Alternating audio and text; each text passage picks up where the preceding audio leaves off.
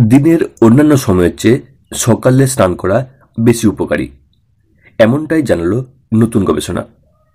আসবো এ প্রসঙ্গে বিশদে।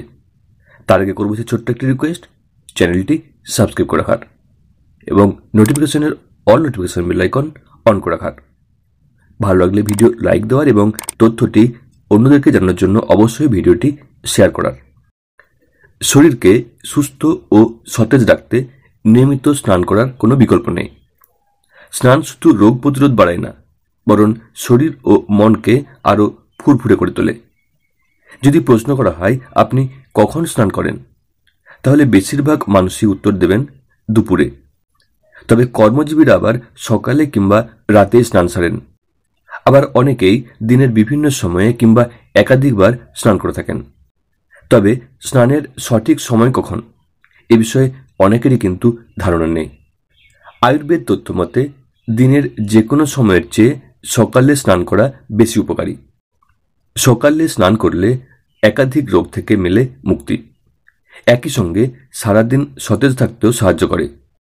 সকালে স্নান করার অনেক বৈজ্ঞানিক উপকারিতা রয়েছে।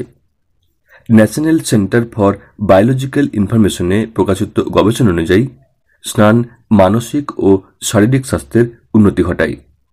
যারা নিয়মিত স্নান করেন না তাদের তুলনায় যারা প্রতিদিন স্নান করে থাকেন তাদের মধ্যে ব্যথা, মানসিক চাপ ও বিষণ্ণতার মতো উপসর্গ কম দেখা যায়।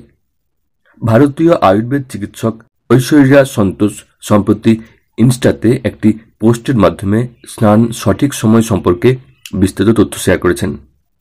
তিনি লিখেছেন, স্নান আয়ুর্বেদের একটি থেরাপিউটিক কার্যকলাপ যা শরীর ও মনকে সতেজ রাখতে কাজ করে।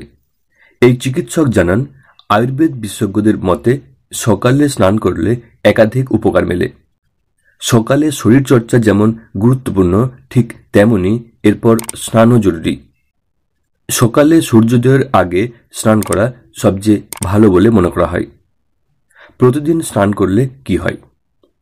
হৃদরোগের ঝুঁকি কমে, শ্বাসযন্ত্র শক্তিশালী হয়, হরমোনের ভারসাম্য বজায় থাকে।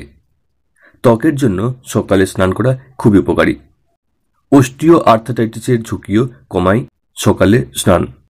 শরীরের তাপমাত্রা নিয়ন্ত্রণে থাকে।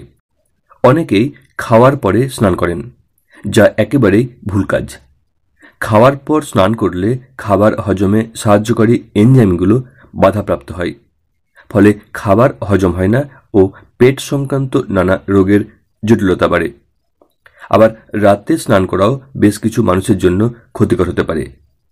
বিশেষ করে যাদের চুল ঘন ও লম্বা, তারা রাতে স্নান করলে চুল ঠিকমতো শুকায় না ও মায়োসাইটিস নামক রোগের ঝুঁকি থাকে। তাই চুল সবসময় শুকনো রাখার চেষ্টা করুন।